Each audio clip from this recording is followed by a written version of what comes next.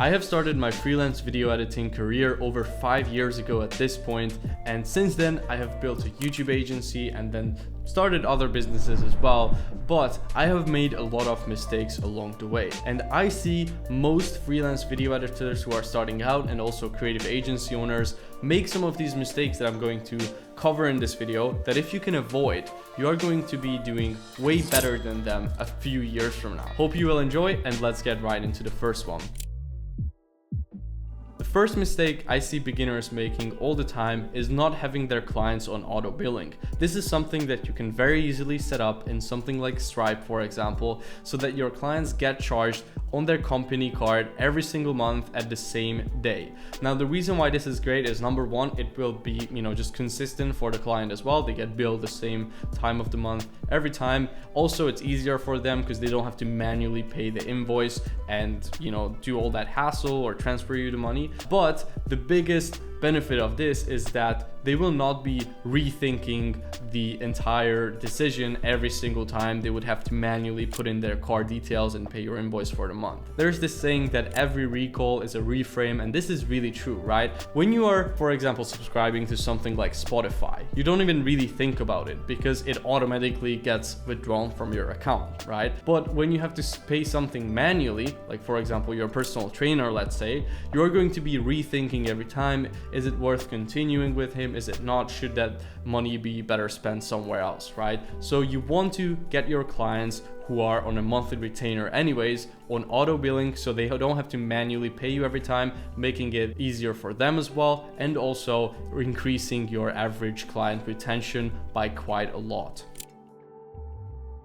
Then the second thing is worrying too much about contracts and agreements. Now, I am not a legal advisor, and this is by no means legal advice, but I see so many beginners not even starting out because they are worrying about how am I going to do the contracts, how am I going to do the agreements, how am I going to do taxes, and all of these legal things, which of course these are all important, but when you are just starting out, I don't think they are as important as you think they are.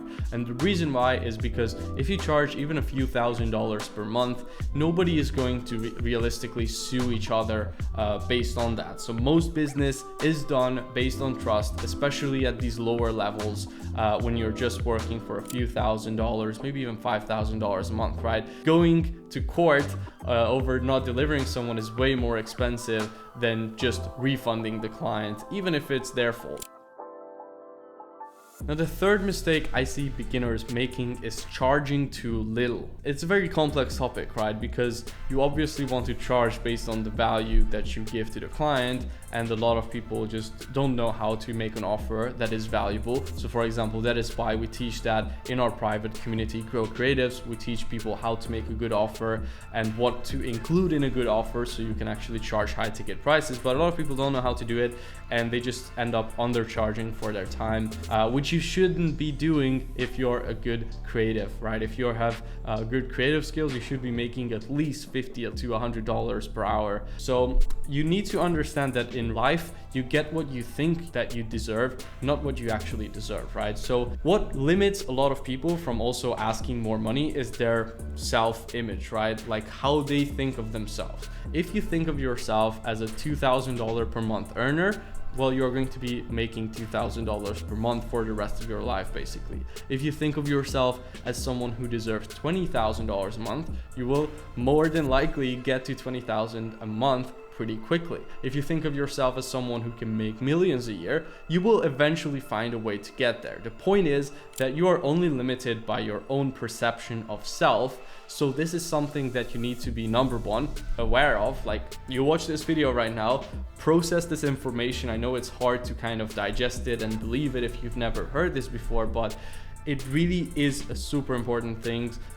You need to understand that your self-image is everything, and you need to become, again, conscious of it and actually start working on upgrading your self-image so that you can start thinking of yourself as someone who is worthy of doing $10,000, $20,000, $30,000 a month, so that you don't limit yourself and self-sabotage. Now, this is a topic on its own that I could cover for a long time, so let me know if you guys want to see a video on this topic and how you can actually do this in real life. Now, the fourth mistake I see a lot of people making is not doing enough volume and then being emotional with the decisions that they make, right? So a lot of people say that, oh, I have started cold outreach, I've already sent out 100 messages and I still haven't got any booked appointments, no clients yet, so this is just clearly not working. So they're very emotional about their decision making, and then they come to the conclusion at 100 messages sent that is it, this doesn't work, let me move on to the next thing, and then the next thing and the next thing, and they keep hopping from thing to thing, and the time is just passing, but no real tangible results have been created. This is very common for people who are just starting out. I went through this phase as well myself. So what you need to do to solve this is pretty simple. You need to, number one, start tracking your outreach efforts. Number two, you need to be doing real volume. You can't even really make judgment on how well something is doing until you've done 500, even 1,000, outreaches. So I would say, like, definitely don't judge yourself on your first 50 or 100 outreaches, no matter what platform you're using, because you are just still learning the skill set at that stage. And don't be emotional again with your decisions. You want to be tracking every single thing when it comes to your numbers, and then actually make decisions based on data, not just how you feel. For example, in our program, we have all of our students fill out this weekly outreach tracker where we can see all of their numbers, we can see all of the KPIs that we have set, and so this way we can make decisions on actual data and see where the breaking point is in the entire process, instead of just, going based off of emotions, which are very rarely a good teller of truth. The mistake number 5 is only investing into better cameras, better computers, but not education and what's in here, right? I have made by far better returns from buying mentorships, going to masterminds, and investing into my own self-education, even just buying books, right? Like, I've learned a lot from books as well. I have got way better returns from that than investing into a better camera that shoots a little bit better video, because the thing is, the clients actually don't care. Or if you have a better computer, like, yeah, sure, you want to make sure that you can do work efficiently on your computer, but eventually it's not going to be the limiting factor in your earning potential. It's actually going to be your knowledge about sales, your knowledge about client acquisition, your knowledge around offers.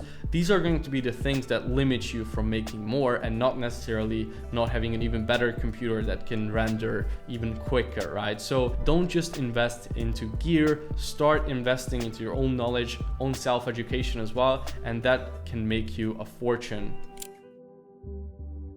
Now, the sixth mistake I see people make is that they're trying to reach out from their Instagram account to potential prospects, and they just have pictures in there that are not supposed to be there, like pictures of you, partying, drinking, smoking cigarettes, whatever, like doing dumb stuff. And look, I'm not saying that you need to not show any of your personality, or you should act like you're someone that you're not, like, not at all. But you should definitely make it like relatively professional if you're going to be outreaching from that. Because imagine, like a potential prospect sees your message and then your profile picture is like a Pikachu image, and then on your profile they can see you like getting drunk, shitty quality picture on like a sofa in your college. It's not going to create a very good look on you, okay? Even if you're really good at what you do. So just clean up your profile a little bit, make it a little bit more professional, and I guarantee you're going to start seeing better results from your outreach. Again, you don't have to completely hide your personality or not show who you are, but just clean up the stuff that's not supposed to be there. Now, the seventh mistake is just trying to close clients over DMs and emails instead of getting actual appointments and doing sales calls. It's so much easier to close high-ticket clients and big retainer clients over an actual meeting, whether that's physical meeting or if it's a Zoom or Google Meets meeting, than it is to try to convince someone over email or text. And the reason why is because text is very one-dimensional, right? You cannot really handle their objections or explain to them everything in enough detail. So if you send them your price, then they will just make a decision on it, and also it's very easy for them to just ignore you after that.